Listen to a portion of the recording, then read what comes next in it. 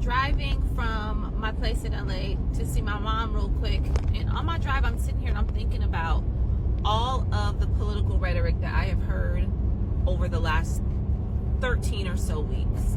I've been laughing to myself about some parts, and I've been really sad about some other pieces.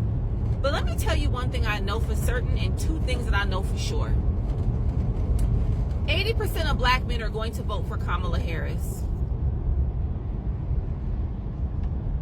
They're going to vote for her. The 20% or so that are deciding against voting for the better candidate are simply loud and wrong. We have never ever been completely united when it comes to politics, and the patriarchy shall not end here. I think that the patriarchy, if nothing else, is holding on to its last thread of existence. I think it knows for sure who the better candidate is. I think these men know what is good and best for them, but they are willing. They're willing to allow their pride to interfere with their best interests. They can't process the fact that the leader of the free world will be a woman, when 9 times out of 10 in their personal lives, the women with a lot of these men lead them, lead their households, do all of the managing, all of the guiding, and all of the directing, and probably more than half of the earning.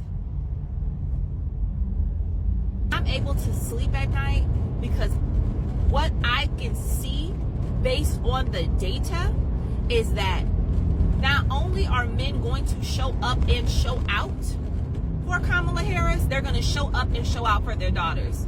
They're going to show up and show out for their mothers.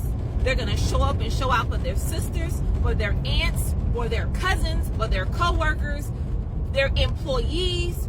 They're going to show up and show out, and they're going to vote in the interests of protecting the women that are in their life, because they don't want to be the person sitting at their bedside in a hospital wondering why. They don't. I don't care how tough you think you are. You weak when the person that you love is in a position where they cannot be helped, and you have no power to help them because you voted incorrectly. So I have a very positive feeling going into the weekend ahead of this election. I think that Kamala is going to sweep Donald Trump under the rug. I think this country is going to surprise the 20%.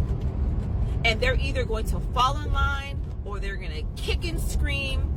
They'll be arrested, and they can go to jail right along with Donald Trump in the next few weeks. It is what it is. It is what it is. I voted.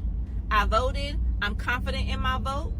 I'm confident in this country's ability to turn the page, to use her line. I am confident in this country's ability to realign itself fast. I don't even think it's going to be this like turmoil. No, I think everybody who's laying on the ground kicking and screaming, right now, yeah, they're going to stand up, dust themselves off, wash their face, and get back in line and be like, you know what, JK, that was a fun time. We acted very stupid, okay? But here we are. Let's get to work. Let's put her to work.